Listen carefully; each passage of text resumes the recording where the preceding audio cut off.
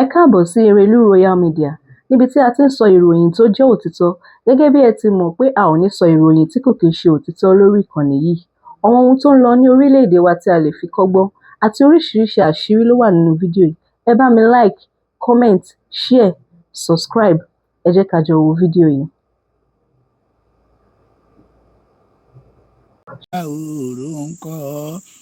Ìlọrin Àfọ̀njá òwà máa jà sọ bọ̀ lọ́wọ́ máa jà ohun àná jẹ́ ti gbọ́ gbogbo ìfẹ́ ló dùn gbogbo ìfẹ́ lọ́dún ló gbọ́ òye ní local government ó yá èmi bàbá aládùúkẹ́ dé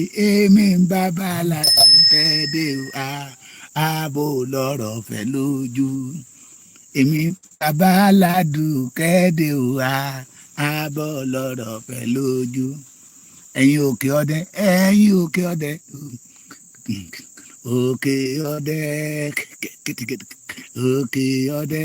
ǹjẹ́ ẹ ti gbọ́ pé máa jà sọ́la ń bọ̀ lọ́nà ó máa balẹ̀ sí Kwara.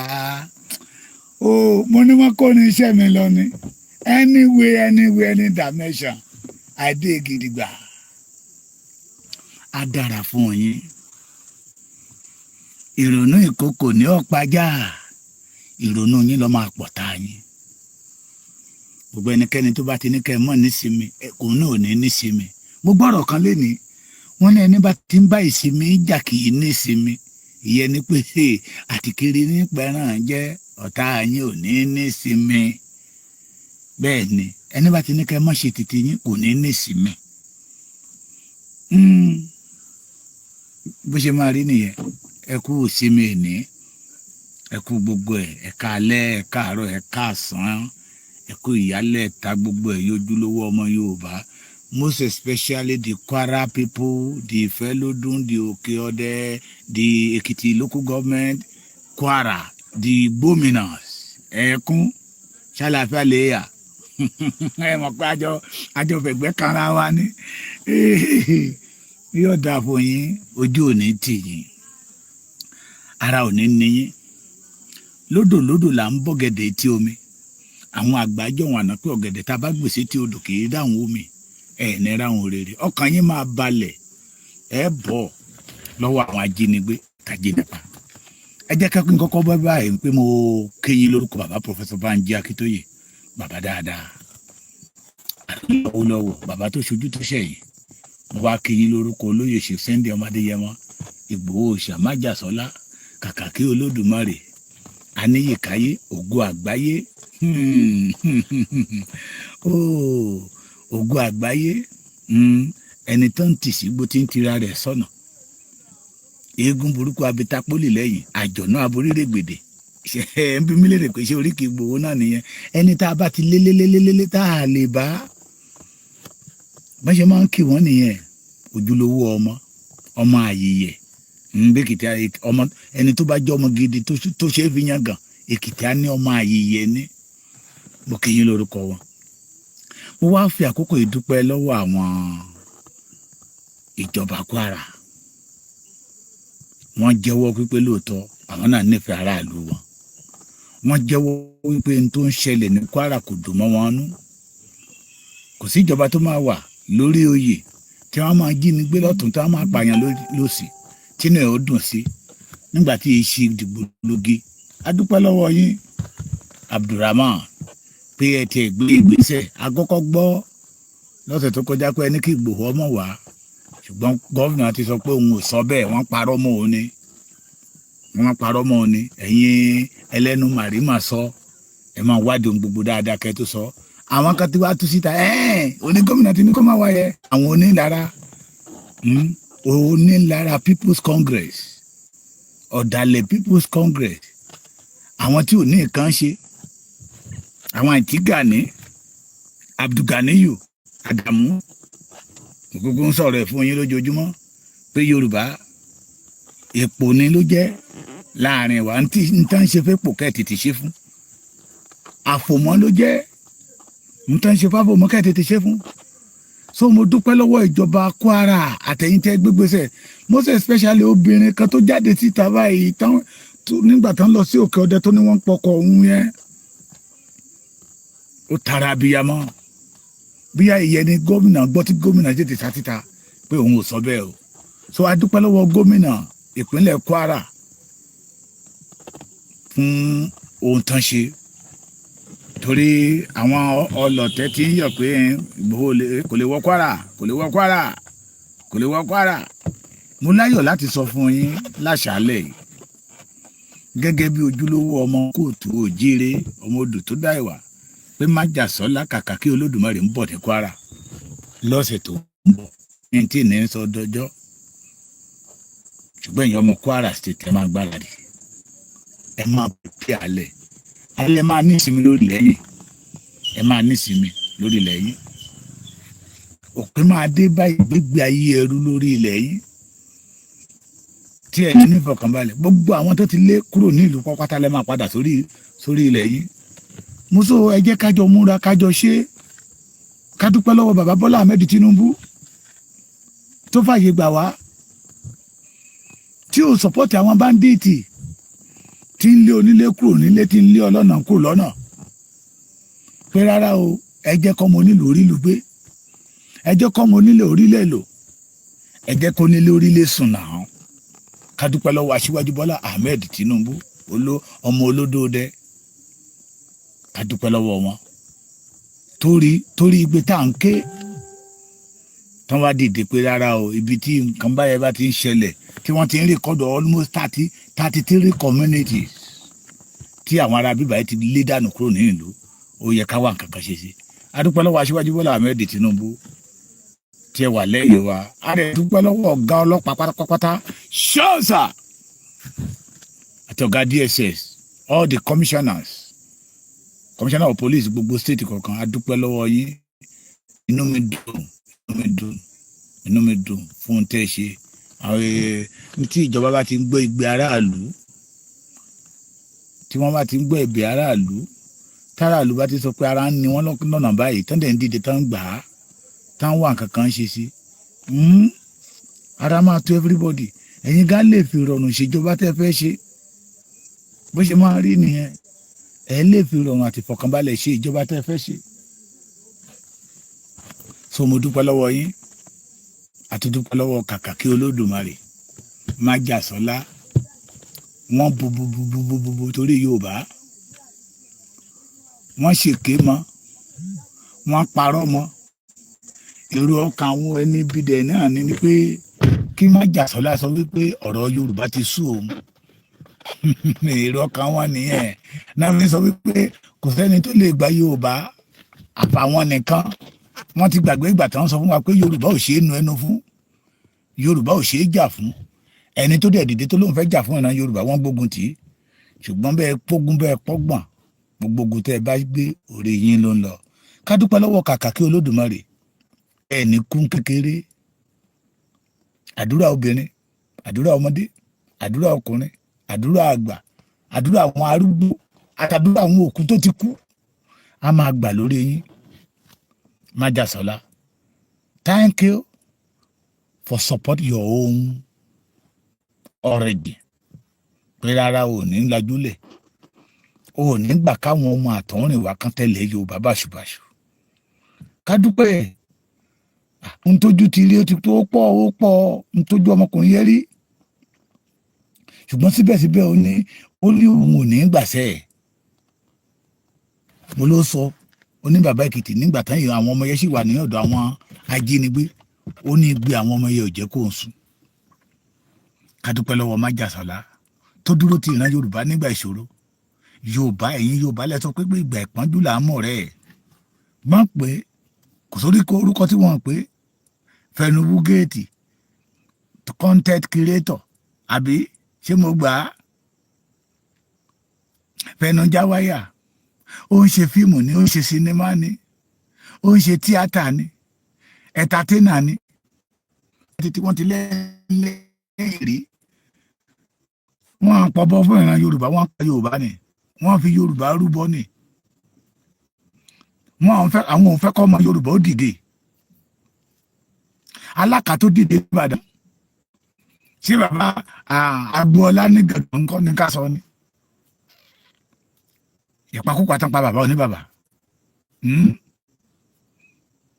Àwọn lẹ́ni lẹ́yìn ìgbà yẹn èyí tó yẹ kán fèsì ọ̀tá ìran Yorùbá ọmọ Yorùbá gangan làwọn fèsì. Nígbà táwọn ọ̀dọ́ mọ̀ kó wọ́n ní bíbí rẹ̀ ẹni tí ò bá ti ní ó máa ń rọ̀ wọ́n lọ́rùn bọ̀tà títù kan ṣe máa ń ní wọ́n lára. Ẹni tí ò bá ti ní bíbí rẹ̀ kò lè níwàárí. Bẹ́ẹ̀ yẹn àgbà Yorùbá náà lẹ́dẹ̀ sọ pé ilé láti ń kẹ̀sọ́ ròde. Wọn àdára nílé wọn àdára níta. Ní ìlú tá a bí wọn ní o wọn ń sọmọ ìlú ọ̀hún o ìlú tá a gbé tọ́ wọn dàgbà gbogbo ìtẹ́yìn wà lọ́wọ́ wa.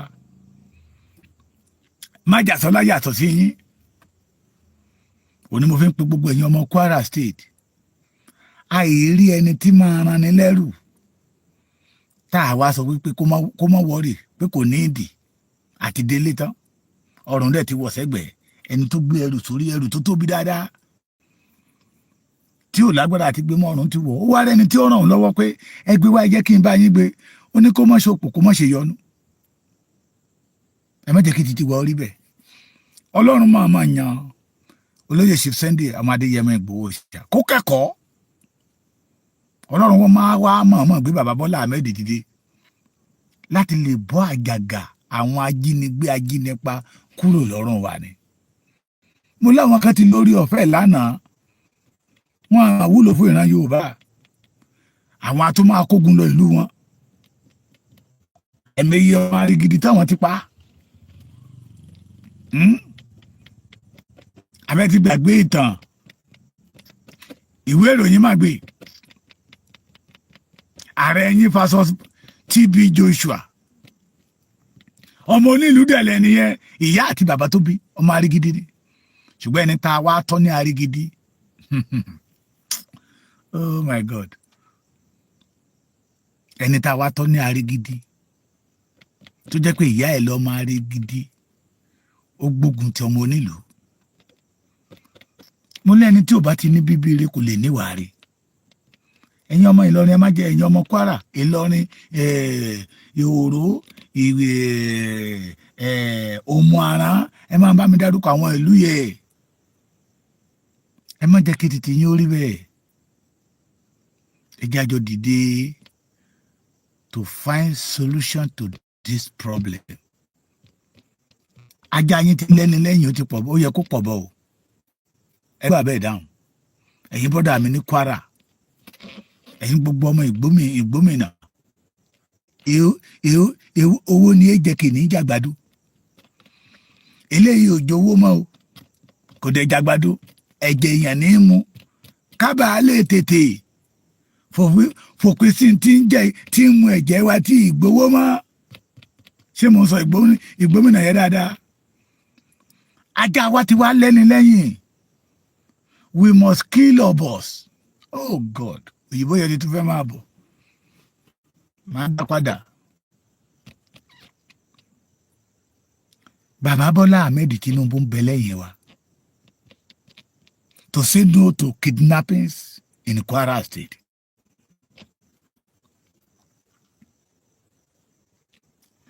The governor Abdulrahman ṣé mo gbà Abdulrahman Abdullahi abi mo ṣàmọ̀ pé Abdulrahman wà ń bẹ àwọn náà ń bẹ lẹ́yìn wa pé rárá ẹ jẹ́ kí gbogbo wá inú òdùn wọ́n ti sọ pé ní gbogbo gómìnà títí ń jẹ ní Kwara State pé wọ́n apààyàn àwọn àjíyàn gbé bí irú eléyìí rí ká má bọ orúkọ wọn jẹ́.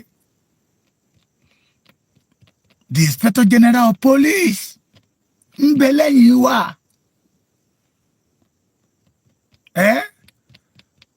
Director of DSS wọ́n ń bẹ lẹ́yìn wa Ọlọ́run wa déládé wa fi Sunday Igboho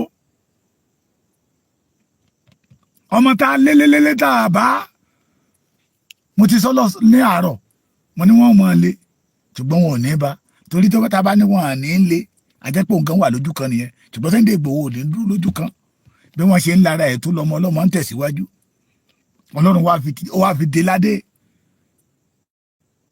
ọlọ́run wá fi ìfẹ́ ìran Yorùbá sí Sunday Ìgbòho lọ́kàn ṣé rí pàjá wa ti lẹ́ni lẹ́yìn ẹ̀yin ọmọ ìgbómìnà ẹ̀yin ọmọ Ìlọrin Àfọ̀njá ẹnu ń dùjú yọ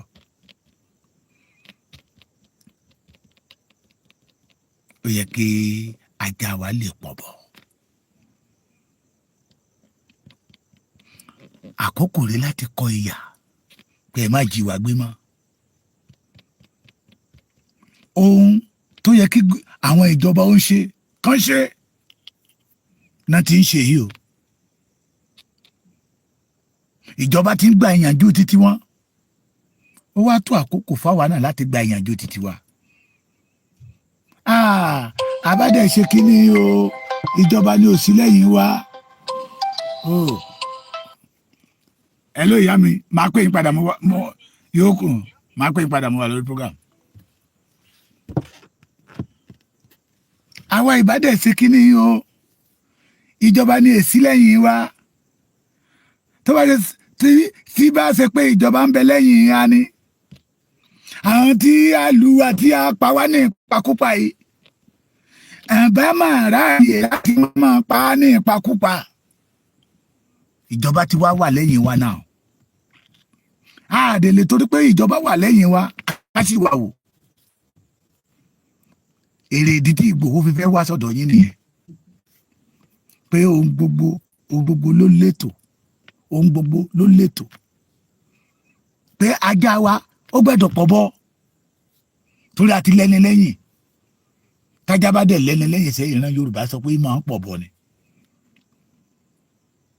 ajá tó bá lẹ́ni lẹ́yìn tí ò pọ̀ bọ́ tí ọ̀bọ bá wá pa á ta ló wá jẹ̀bi ẹ̀yin ọmọ Ìlọrin most especially all the Ìlọrin Kwara South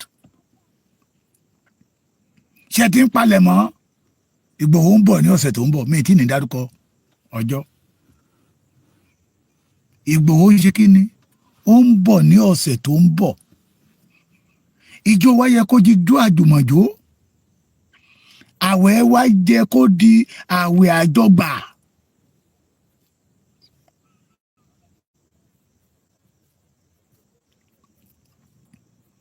àbí bẹ́ẹ̀ kọ́ ìjọ wa yẹ kó di jó àjùmọ̀jó and Igboho did not come to Kwara State because of religion Ìbàdàn ni láti headquarter nílé májàsọ́lá ọmọládé ládé aláàfin ọ̀ládé adé aládégún lágbà fàlàáfin ọmọládé jẹ́jẹ́ fún irúnmọlẹ̀ eégún burúkú abita pólì lẹ́yìn àjọ̀nú aboríire gbèdè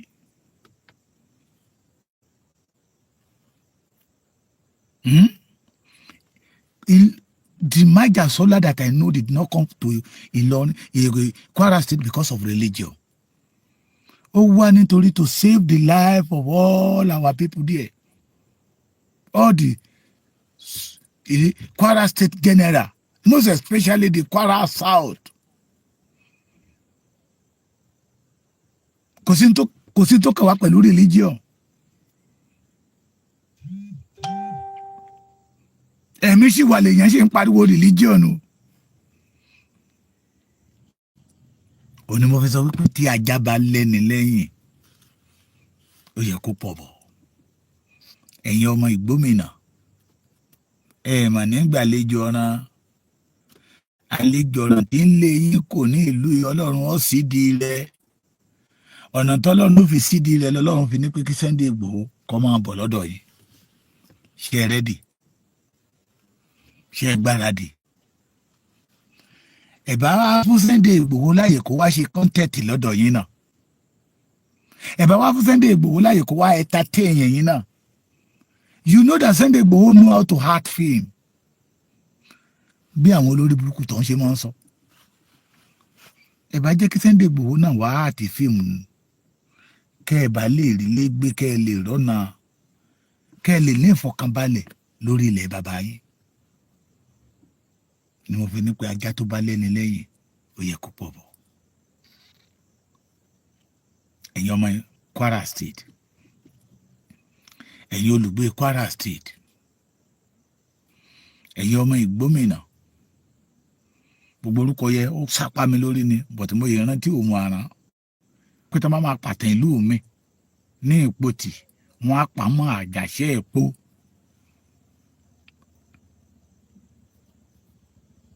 Ṣé ti ń gbáradì? Májàsọ́lá ń bọ̀. It will be a great opportunity to all the Kwara South people to welcome Sunday Igboho, to dialogue with all the government government officials, most especially Mr. Governor, all our kábíyèsí. Lá ọ̀nà tí a gbà láti ṣẹ́gun àwọn ajínigbé ìbàjẹ́ Yorùbá. Májàsọ́lá ti ń sọ dáadáa tipẹ́.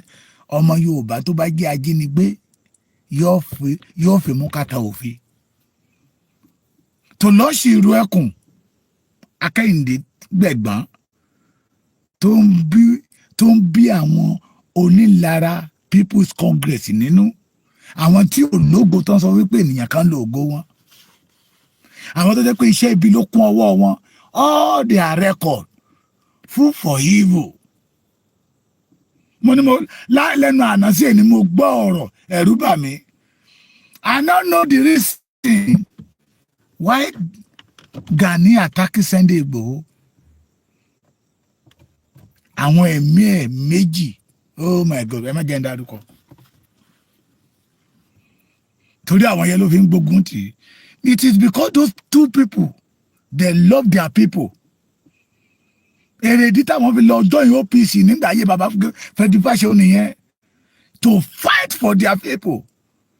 To Koyas to their people. Yeah, Koya. Oni Koyas. Àdé àníkẹ́ máa bá mi gbé lọ. To Koyas.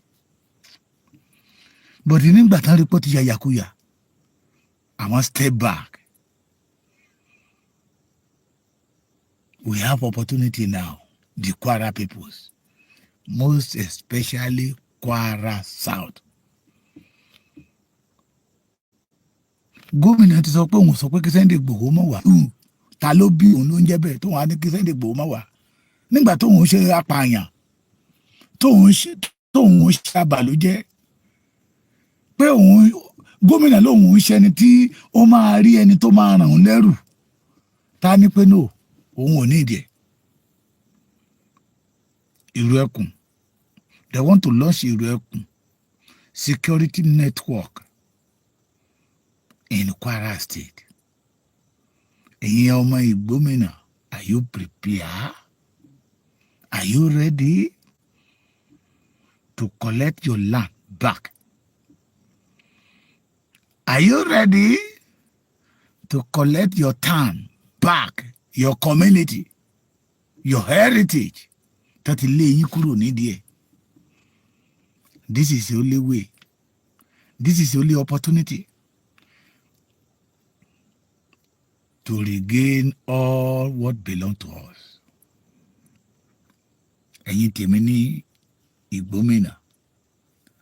Mo ní màmá nígbàlejò ọ̀ràn. Nígbàlejò ọ̀ràn. Àwọn yìí yọ wá lẹ́nu. Ìdùmarè ó sì di wọn kúrò. Èrè ìdí tí Ọlọ́run ọba mi òkè tó fi gbé Sunday Igboho dìde nìyẹn. Ìlú tí Sunday Igboho bá ń bọ̀ lọ́dọ̀ wọn tó wá ní pé kán lọ mú mílíọ̀nù wá kó jáde síta kó mọ́ bọ̀ ọmọ Adéyẹmọ. Pé mò ń bọ̀ lọ́dọ̀ yín ẹ lọ mú owó wá. Kò sí àfi tó bá tún máa náwó ara ẹ̀. Kì í ṣe pé àbí ó tún máa ná owó ara ẹ̀ ni. That is the type of people, somebody that we supposed to love.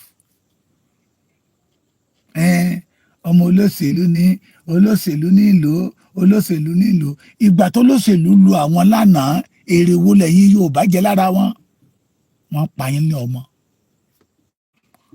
Àwọn rí àwọn ọmọ yín bí ẹni rẹ́lá ni. Wọ́n rí àwọn ọmọ yín bí ẹni rẹ́lá. ojo tí pera rẹ̀ ní jagunjagun. The majority pain that Kwara have today caused by Ganiyu Adamu. Abẹ́ ti gbàgbé ńgbà tó lọ sí Kwara pé òun fẹ́ lọ fọba Yorùbá jẹ lọ. Owó ló wá lọ, kì í ṣọba Yorùbá ló fẹ́ lọ fi jẹ. That is the mo lè sọ pé that is what put petrol in problem of Kwara State. Igboho wá láti wá insult ẹni ọba o. Igboho wá láti lè pé òun fẹ́ wá yọ ọba kan lóyè. Igboho wá láti lè pé òun fẹ́ wá disturb ọba.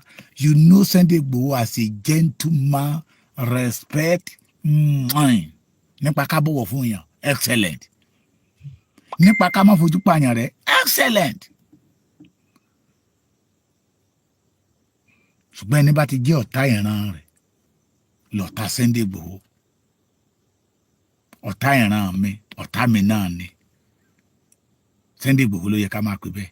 Ọ̀tá ìran mi, ọ̀tá mi náà ni. Ọ̀rẹ́ ìran mi, ọ̀rẹ́ mi náà ni. Ẹ̀yin ọmọ Ìgbómìnà, all the Kwara South, Sunday Igboho ń bọ̀. Ṣé kí n máa kọrin tí mo máa ń kọ yẹ pé ẹ kó ìmúra sílẹ̀ fún dídé Ìgbòho. Ẹ kó ìmúra sílẹ̀ fún dídé Májàsọ́lá. Ẹ̀yin Ìlọrin ṣé ẹ ti múra o. Ẹ kó ìmúra sílẹ̀ fún dídé Ìgbòho.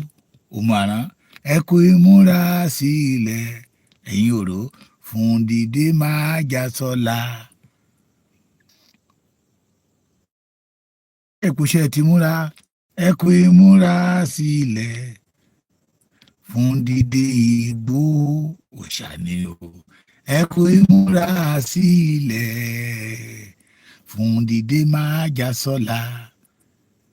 Ajá wa ti lẹ́ni lẹ́yìn ẹ̀yin Kwara South. Ajá wa ti lẹ́ni lẹ́yìn. Ẹ jẹ́ ká pọ̀ bọ̀. This is our only opportunity. Àwọn àgbà àjọ̀wọ̀n ànáwẹ́lẹ́ ẹni tó bá tó nígbà là ń fọ̀rọ̀ lọ. Kì í ṣẹni tí ò lè dáfa okó òbọn kó máa sọ fún yín pé òun lòun máa gbà yín là. Kì í ṣẹni tó jẹ́ pé wọ́n ń pa yín lọ́tùn wọ́n ń pa yín lósì kò kàn owó ló kọ́kọ́ máa béèrè lọ́wọ́ yín. Kì í ṣẹni tí ó jẹ́ pé owó ti jàrá bá ẹ̀. Ọ̀pọ̀lọpọ̀ nínú yín ò mọ̀ pé ẹni bá ń gba ní ìlà kì í ní ìgbéraga, kì í ṣẹni tó máa gbé aṣọ ìgbéraga wọ̀ pẹ̀lú ọ̀pá òró dání. Tóun gan mọ̀ pé iṣẹ́ ọwọ́ òun ò dá ní ilẹ̀ kóòtù ojíire. Tó mọ̀ pé ọ̀dájú ènìyàn lòun. Tóun gan mọ̀ pé orúkọ tóun nílé ní ẹ̀mí ọmọ Yorùbá ló fi gòkè. I pity all the South Kwara that still follow that fool to them fool yìí tó fi yín rúgbó. I pity all of you. Ntí ò jẹ́ tí ń pera ẹ̀. I pity all of you. Ẹni tó ń fi ọjọ́ ọ̀la yín tó fi ń ta káìtì bí àṣà àwọn ọmọdé yìí òde òní. I pity all of you. Ọ̀rọ̀ àwọn àgbààgbà ni o. Ẹ má bínú bóun mi ṣe rí o. Wọ́n ní àìlẹ́ni lẹ́yìn kápọ̀ bọ́ mo ti sọ lẹ́ẹ̀kan. Ọ̀rọ̀ àwọn àgbààgbà ni o pé àìrójú tó ká máa wá ìrójú kiri. Ọ̀rọ̀ àwọn àgbà ni àti ìrójú náà o. Kò tún yẹ ká máa wá ìrójú kiri. We have already seen the opportunity to free ourselves, to return back to our Canaan land. Ìlú oníkálukú yẹn ní Canaan land yìí.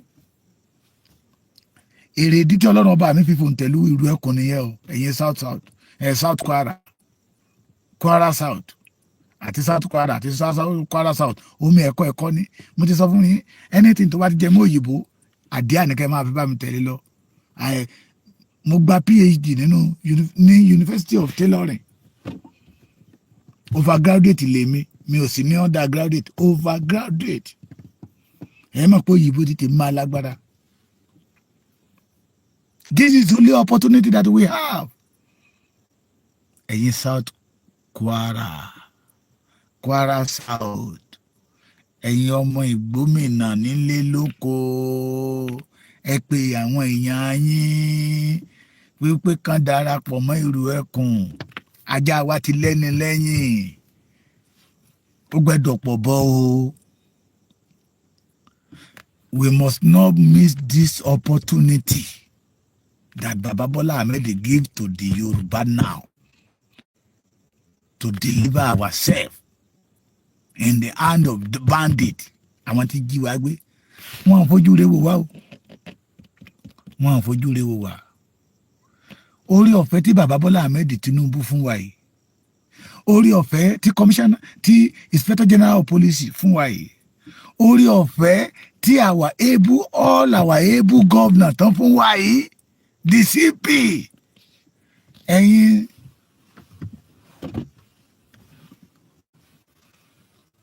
Kwara South, we must not miss it.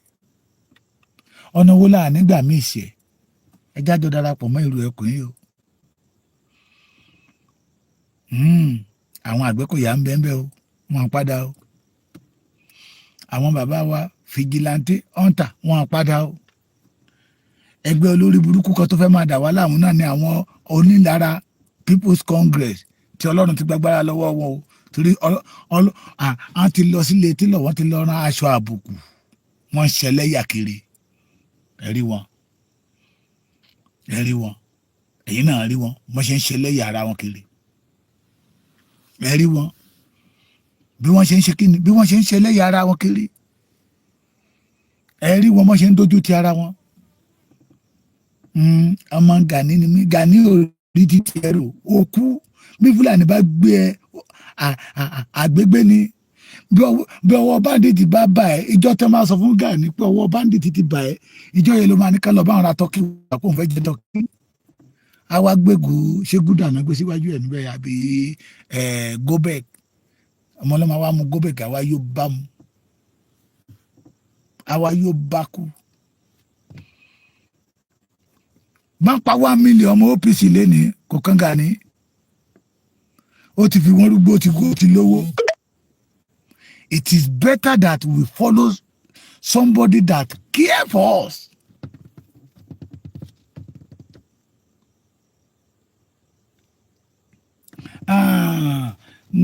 Mi náà ń bá darapọ̀, gómìnà wa ló ní wọn gbẹ́dọ̀ wá, gómìnà ò sọ bẹ́ẹ̀ o. Abdulrahman Kwara Ìlọrin, gómìnà Ìlọrin ò sọ bẹ́ẹ̀ o. Gómìnà Ìlọrin ní pé tó bá ti yá Sunday Ìgbòho kó máa bọ̀ ilé nílé ẹ̀ o. Ẹ̀yin ọmọ ìgbómìnà, ọmọ bámú, tá bá ti kúrò ní ìlà òkèlà, ìlú mi la máa kàn. Tá bá dẹ̀ kúrò ní ṣé erí mọ̀ pé Kwara ní Gbàmù àti Dọ̀tun Èkìtì. Wọ́n lè fi ń bọ́ tó máa ní pé Èkìtì local government ní Kwara state. Kẹ́ lè mọ̀ pé omi ẹ̀kọ́ ni. Ẹ jájọ. The only opportunity we have, kájọ lò ó. Ẹ má jọyìn ẹgbẹ́ tí ò lógo. Ẹ̀yin Sunday Igboho, Bọ́lá Ahmed ló wà lẹ́yìn, ìgbà tí Jonathan wà lẹ́yìn wọn, oore wo náà ṣe wá. Ìgbà tí Jonathan wà lẹ́yìn wọn, risk náà ṣe wá, oore wo náà ṣe wá. Jùkú wọn pa àwọn ọ̀dọ́ wa, tọkọ-tìyàwó bá ń jà, wọn á gbógun lọ́bẹ̀, wọn á mú ọkọ wọn á lù àlùdè. Tá bá tó sí obìnrin tóbìnrin yóò bá gbà fún wọn, ó dáràn, àfi kó má rìn níwájú ọ́fíìsì wọn, àbí bẹ́ẹ̀ kọ́. Àwọn ìrìn yamayama rédèrèdè yẹ, you will never see it nínú ìlú ẹkùn. Ìlú ẹkùn made for secure the life of the Yorubas. Ká fọ ilẹ̀ wa mọ́, ká fọ oko wa mọ́, ká fọ igbó rìsáàfù wa mọ́, kí àwọn àgbẹ̀ kó lè rí oṣẹ́ ṣe. Yorùbá ní pé tébi bá ti kúrò nínú iṣẹ́ àbùṣebùṣe. Ẹ̀yin South Kwara South, omi ẹ̀kọ́ ni o. Bàbá Èkìtì dorí òyìnbó kodò. Mo ti sọ fún yín pé mi ò kàwé, ṣùgbọ́n àìdí ànìkẹ́ máa bá mi gbé lọ. Àjọ ń gbọ́n tí mò ń sọ o. a ò gbẹ́dọ̀ pàdánù orí ọ̀fẹ́ tá a ní. Èrè ìdí ni Sunday Igboho fi ń bọ̀ ní Kwara State ní ọ̀sẹ̀ tá a mú lọ́sẹ̀ yìí. Today èyí ní ìbẹ̀rẹ̀ ọ̀sẹ̀. Today is 19. Mi ò tí ní dárúkọ bó ti mú mi pọ̀pọ̀lọpọ̀ inú yín ti mọ̀. Ẹ̀yin tẹ́ ẹ bá ti mọ déètì yẹn lọ máa sọ fáwọn èèyàn yín. Gómìnà ti sọ pé òun sọ pé kí Sunday Igboho má bàa. Pé Sunday Igboho you are welcome. Lójú bá ti àwọn ọlọ́tẹ̀. Lójú ti àwọn ẹgbẹ́ onígi òru. Onígi òru People's Congress lójú bá ti wọ́n. Ojú ti wọ́n. Gọ́vnà Rasaki Abdulrasaq ṣé Abdulrasaq tàbí Abdulrahman ní kí Ìgbòho máa bọ̀. So lọ́sẹ̀ tá a wà yìí Ìgbòho ń bọ̀ ní Kwara State.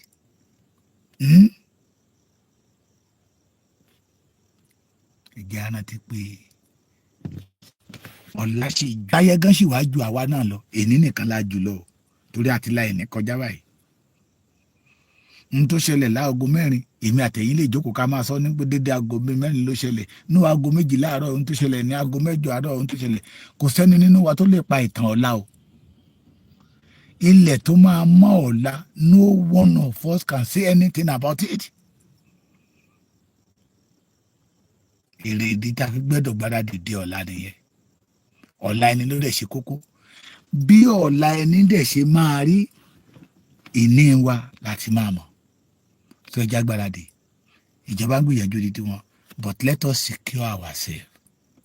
Ẹ má gbàgbé last year ọ̀gá DSS ó ní we should not wait for army, this, police. Ó ní we should gather together to save our land. Ká organize ara wa. That is the reason that Baba Tinubu fún àwa Yorùbá lórí ọ̀fẹ́. Kì í ṣe Yorùbá nìkan ló fún lórí ọ̀fẹ́. Wọ́n fún àwọn ẹ̀yà tó kù náà lórí ọ̀fẹ́. But ó fún àwa Yorùbá tó ti Yorùbá ló kàn èmi. Ní Ìgbòho náà fi gbé ìlú ẹkùn kalẹ̀. Báwọn kan bá sọ fún yín pé àwọn gangan ní odidi ẹkùn. Ẹ sọ fún wọn pé iṣẹ́ tó ti ń ṣe bọ̀ látijọ́ yìí kí ni èrè ẹ̀ tí Yorùbá jẹ. So ẹ jẹ́ ká la orí wa. Ẹ̀yin ará Kwara ẹ gbàlejò Sunday Igboho ní ọ̀sẹ̀ táwa yìí. Ẹ gbàlejò Sunday ọmọ Adéyẹmọ Igboho ṣá. Ẹ lọ múra lẹ̀. Ẹ pera yín jọ kájọ jíròrò. They want to launch ìlú ẹkùn in Kwara State pẹ̀lú àtìlẹ́yìn Governor Abdulrahman, pẹ̀lú àtìlẹ́yìn Commissioner of Police, pẹ̀lú àtìlẹ́yìn àwọn DSS tó wà ń bẹ̀. Ṣé gbọ́ mi? Àwọn máa mú yín kò sí tó ń jọ ìjọba. Mú tẹ́ bá ń gbọ́ tí mo bá sọ wípé tájá bá lẹ́ni lẹ́yìn á pọ̀ bọ. Ìjọba tó wà lóde òní ó ń fẹ́ àlàáfíà fún ẹ̀yin ọmọ onílùú. Èrè ìdí tẹ́ ń fi lọ́wọ́ sí nìyẹn pé Sunday Igboho ìwọ ló kájú ẹ̀. Bí àwọ̀ ò bá kájú ìlú yíya ní yóò ya Igboho kájú ẹ̀. Ó kájú ẹ̀ o. Àwọn tó yẹ ká máa pè ní janujanu ní pèyàn ní janujanu tí wọ́n á lè dábàá gbé. Wọ́n á jagun nílé bàbá ẹ̀ rí. Olè ní bàbá wọn ń jà. Ọmọ ẹni tí ń jalè àtọmọ ẹni tí ń jagun ṣe rí pé ó yàtọ̀ síra wọn. Ẹni tó ń jagun tó ń kó ẹrú wálé ó yàtọ̀ sí ẹni tó ń jalè tó ń kó ẹrù ẹlẹ́rù lọ. Ẹni tó jagun tó kó ẹrú wálé ó sọ ní di púpọ̀. Ẹni tó jalè tó kó ẹrù ẹni lọ ó sọ ayé ẹni ṣòfò ni. Ẹ má jẹ́ kí Ganiyu Adamu sọ ayé yín ṣòfò mọ́. This is time for us to support everything in ìlú ẹkùn. Wọ́n á ní ẹ mówó wá o. Mo ti sọ tipẹ́tipẹ́ tẹ́nìyàn kan bá jáde síta pé ìlú ẹkùn wọn ní kẹ́ ẹ mówó wá, a fẹ́ dá owó níbì kan, a fẹ́ ṣe kinní kan níbì kan. Onítàn fẹ́ gba yín ni o. Ìlú ẹkùn fẹ́ gba ọ́fíìsì, ìlú ẹkùn fẹ́ ra mọ́tò, ìlú ẹkùn fẹ́ kọ́ pẹ̀tẹ́sì, ìlú ẹkùn fẹ́ ra katapila. Wọ́n fẹ́ gba yín ni. Ṣùgbọ́n ẹ̀yin tẹ́ wà ń lù àwọn ọmọ ní tó bá wà mẹ́tẹ́ mi ìtọ́jú tẹ́ bá mọ̀ pé ẹ lè ṣe fún wọn ẹ lè ṣe fún wọn. Ṣùgbọ́n kì í ṣe látọ̀dọ̀ ìlú ẹkùn. Torí àwọn akẹ́kọ̀ọ́ sọ pé opportunity ó fi ń gbowó ni ó máa ń gbà yín ni. Ẹ ti rí pé ọpọlọ wọn eérú ló wà ń bẹ̀. Eérú eérú òfúùtù fẹ́tẹ̀ ẹ ti rí àwọn àgbààgbà ẹgbẹ́ àtẹlẹ́ tó jẹ́ pé 419 ní í ṣe kiri àtẹlẹ́ èyí tí ò jẹ́ nǹkan kan tí ń pera rẹ̀ ní nǹkan àtẹlẹ́ tó jẹ́ pé ilẹ̀ onílẹ̀ ní ń gbà àsìkò láyé ní Ìkòròdú Ògìjó èmi ò ní parọ́ mọ́ yín sẹ́ èmi ọmọ tó àṣírí yín ni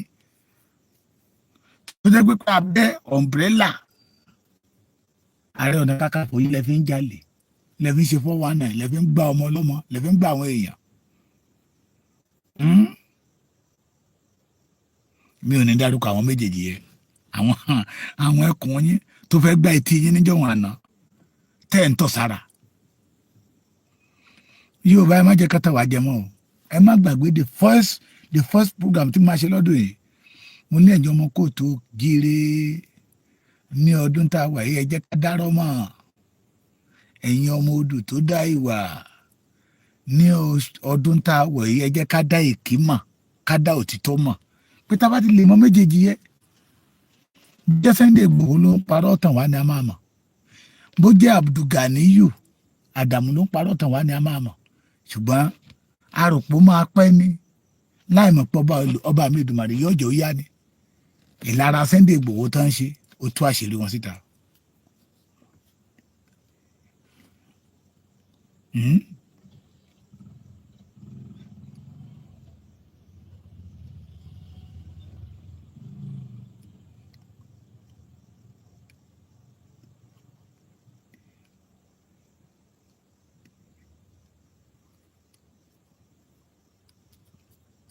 Òní mo ní kí n sọ fún yín ẹ̀yin tèmi ní Kwara ẹ jẹ́ àjọ jáde síta o ẹ jẹ́ àjọ jáde síta o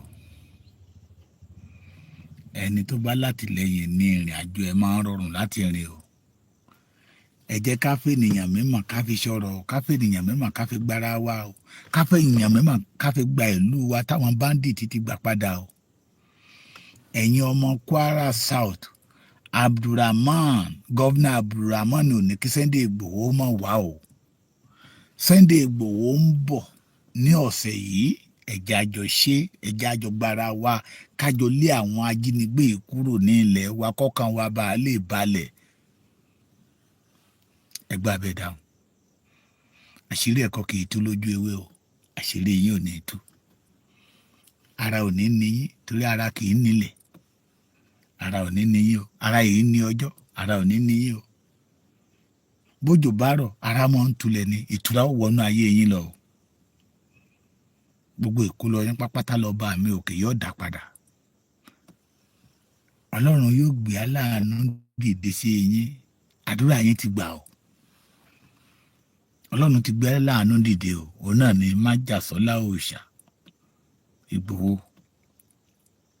àwa nìkanjọ wa gbárùkù ti aláàánú kí iṣẹ́ yẹn bá lè rọrùn fún aláàánú láti ṣe adára fún yín o ìran àgbàrá kì í fòkòtò èrè ayé yìí ò ní fún yín rò tẹ́nìyàn kan bá sọ fún yín pé ẹ lè ṣe é táwọn kan bá sọ fún yín pé impossible ẹ sọ fún wọn pé ó possible táwọn kan bá sọ fún yín pé àwọn onílára People's Congress ló lè ṣe ẹ sọ fún wọn pé ijó tán fógún ọdún dókínà mú bọ̀ ń bẹ̀ òfo ọjọ́ kejì ọjà ara ò ní ní ẹja tó pàdé lọ́la ó dàrọ̀.